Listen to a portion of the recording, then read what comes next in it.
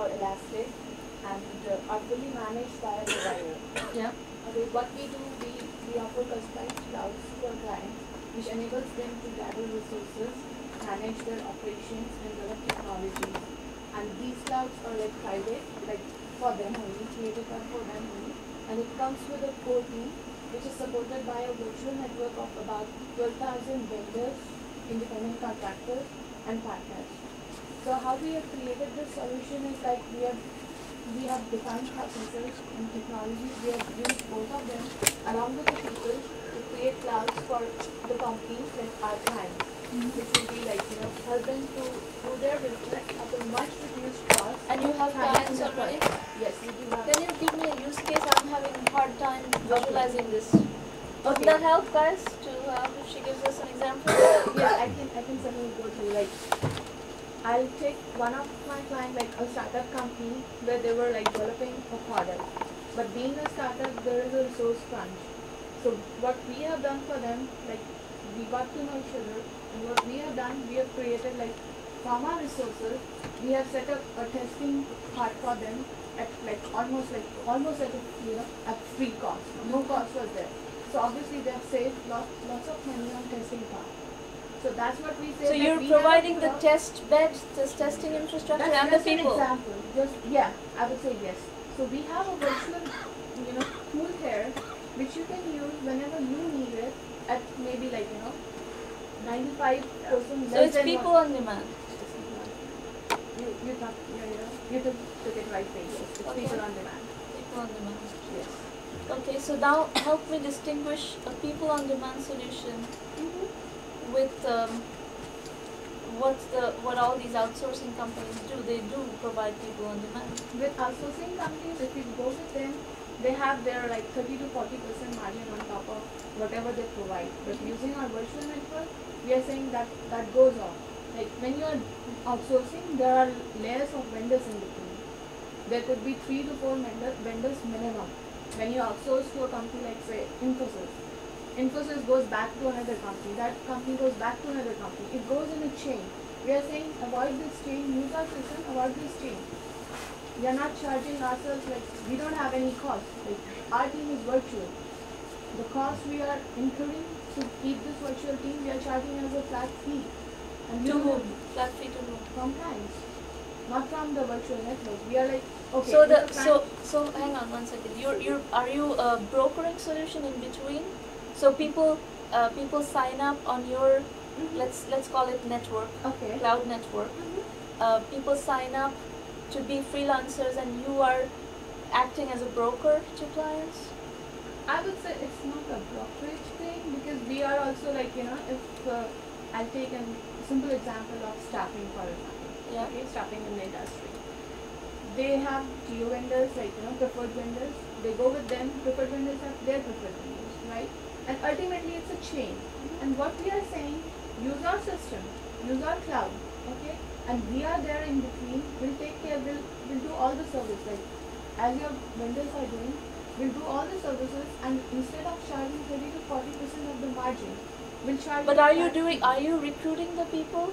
We'll be screening them. Yes, it's not just a dice kind of a thing where people. Are they on your payroll or are they freelancers? No, it's like virtual network. We are not having millions of people on our payroll, right? But we really wanted. So they are freelancers. They are not freelancers. They are consultants available in the market. But they're free. That's a freelance model. I would say okay, let me go back to the scenario. I'm asking you from a business model point of view. These are not people who are on your payroll. You are screening and certifying them, but they're not on your payroll. No, they're not on our So payroll. so what you're doing is basically kind of an elance model. Odesk elance model, isn't it? I really no.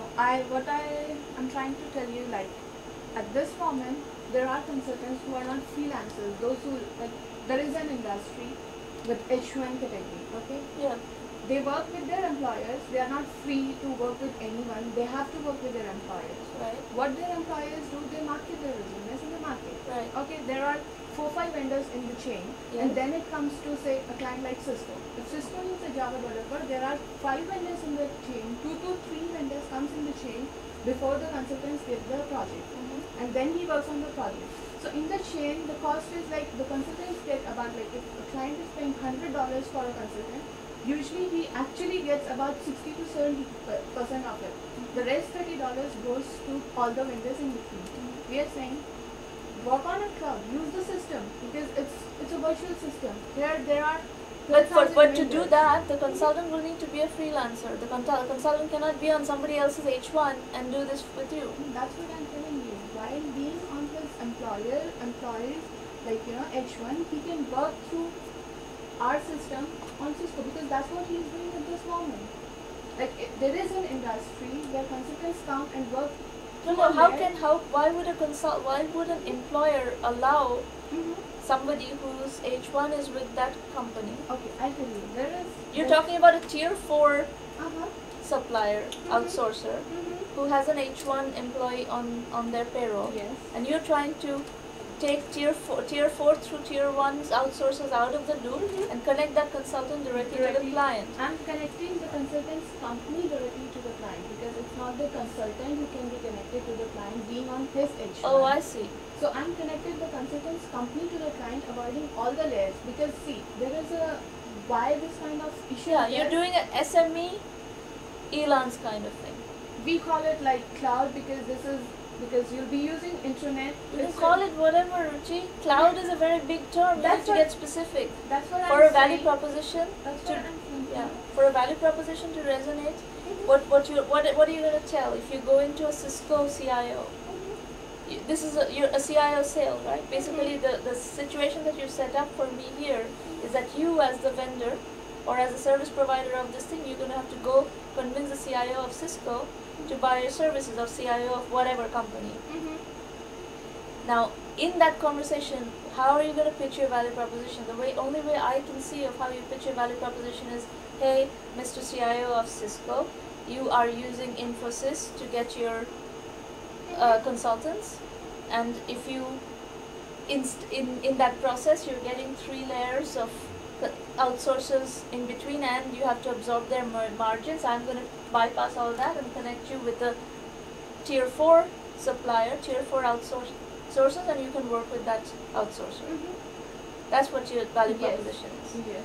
Right? So it's basically you're trying to get the SME outsourcers. You're trying to become an exchange, a marketplace, so to speak, of the SME outsourcing companies.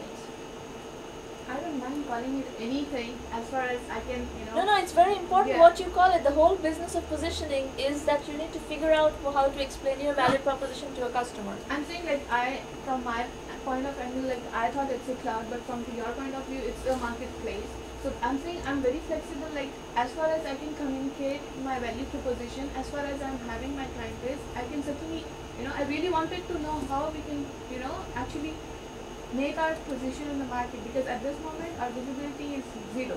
I would say it's zero. Nobody knows startups. There are so many startups, they come, they go.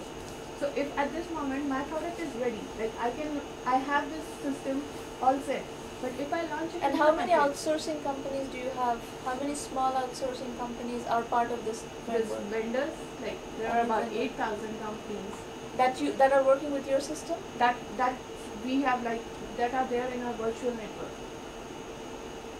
What does that mean? Do they know about your existence? Yes, they know about our existence. We are like, we know each other. That's how we have created this virtual network. We haven't got anything in paper. So you've got the vendor side. It's strong, yes. We do have the vendor side with us. So and you have the vendor side certified and vetted and everything?